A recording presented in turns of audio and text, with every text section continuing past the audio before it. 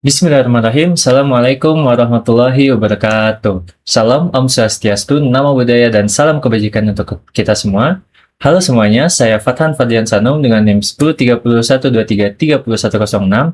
Pada presentasi kali ini, saya akan membahas artikel yang saya buat dengan judul Analisis Sentimen Komentar TikTok terhadap peserta Clash of Champions Season 2 menggunakan pendekatan leksikon sebagai pelabelan awal dan pembandingan beberapa model dengan fokus utama pada introvert.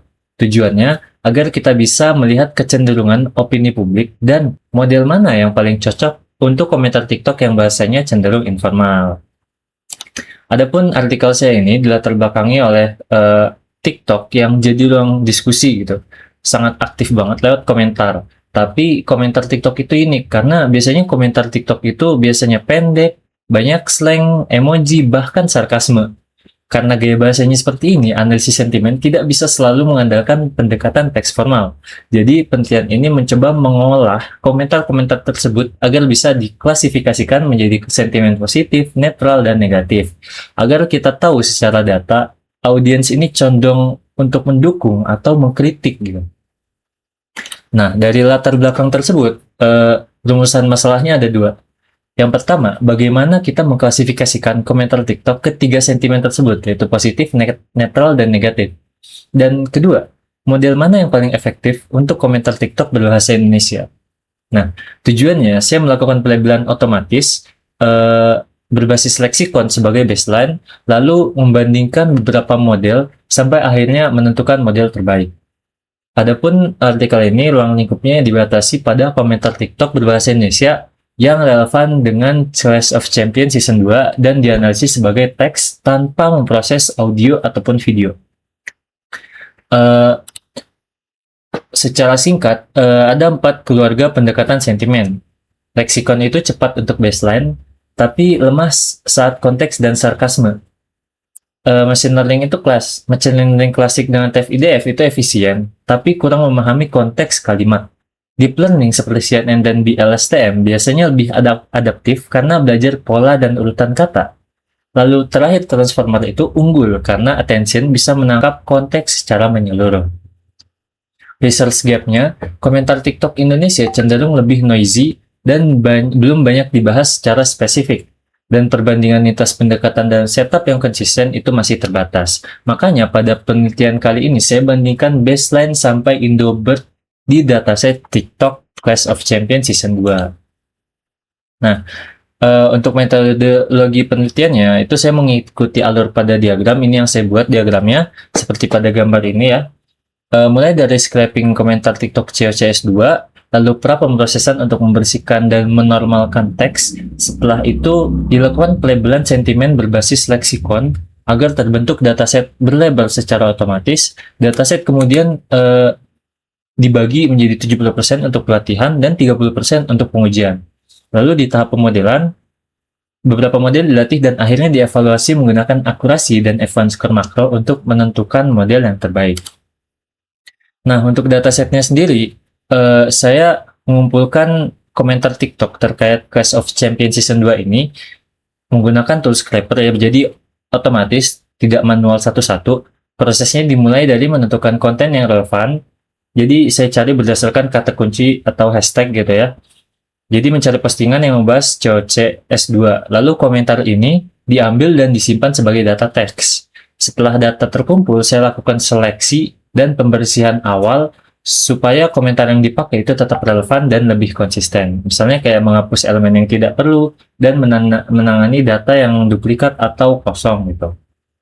Nah, total dataset yang digunakan itu ada 6.823 komentar, dengan pembagian data latihnya 70% data, yaitu 4.797, dan 30%-nya data uji atau data tes, itu berjumlah 2.056, agar evaluasi dilakukan pada data yang tidak ikut dilatih gitu.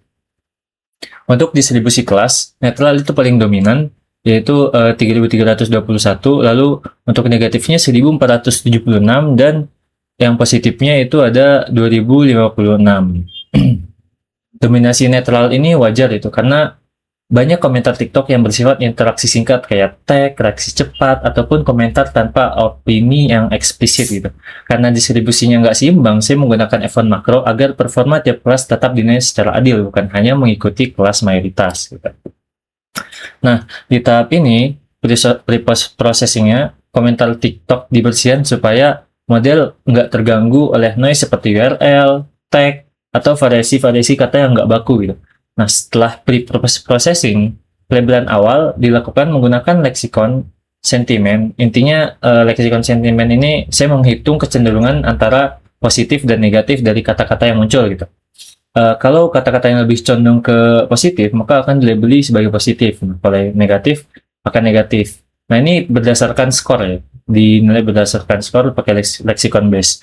Nah, kalau nggak kuat ke salah satu itu, maka akan dinilai sebagai netral. Ini jadi baseline label untuk membangun dataset berlabel secara otomatis. Ini bisa dilihat contohnya ya untuk preprocessing-nya. Adapun model yang saya bandingkan itu ada beberapa ya. Untuk baseline machine learning, saya gunakan NFBayes, SVM, dan Random Forest. Representasi teksnya ETF-IDF dengan n-gram supaya bisa menangkap frasa pendek. Nah, untuk deep learning, saya pakai CNN dan DLSTM, lalu dua model hybrid termasuk varian tension untuk menguji apakah fokus konteks meningkatkan performa atau tidak. Dan yang terakhir, Indobird digunakan sebagai model transformer dengan fine tuning untuk klasifikasi sentimen. Tujuannya jelas, yaitu untuk melihat model apakah yang lebih memahami konteks benar-benar unggul pada komentar TikTok yang variatif gitu. Adapun hasil yang saya temukan, yaitu hasil evaluasinya, Indobird menjadi yang terbaik dengan akurasi 0,8740 dan F1 0,87. Di sini ada perbandingan akurasi tiap modelnya ya. Di bawahnya ada BLSTM 0,85, CNN 0,85, sampai seterusnya. Dan yang di paling bawah itu NFBayes dengan akurasi 0,67. Di sini terlihat conversion matrix dari Bird, karena yang paling bagus Bird ya. Dia berhasil memprediksi, menganalisis sentimen dari yang negatif, positif, dan netral secara baik gitu. Akurasinya banyak yang benar. Nah, untuk kesimpulannya, komentar pada dataset ini didominasi oleh kelas netral gitu. Dan ketika opini muncul, cenderung lebih banyak positif dibanding negatif. Nah, dari perbandingan model, Indobird adalah pilihan terbaik untuk kasus ini, sedangkan deep learning berada di bawahnya, dan baseline machine learning bukan sangat rendah, lebih rendah dari yang lainnya. Untuk saran, mungkin kualitas label leksikon ini bisa ditingkatkan, terutama untuk kasus sarkasme, karena masih susah untuk dianalisis dari model-model ini. Dataset juga bisa diperluas dan dibuat lebih robust terhadap slang dan emoji TikTok. Selain itu juga, analisis lanjutan seperti aspek based sentiment analysis bisa dipakai agar tidak hanya tahu sentimennya, tapi kita juga tahu aspek apa gitu yang dipuji ataupun dikritik, kayak gitu. Mungkin sekian presentasi dari saya, kurang dan lebihnya mohon dimaafkan. Terima kasih atas segala perhatian. Saya tutup. Assalamualaikum warahmatullahi wabarakatuh.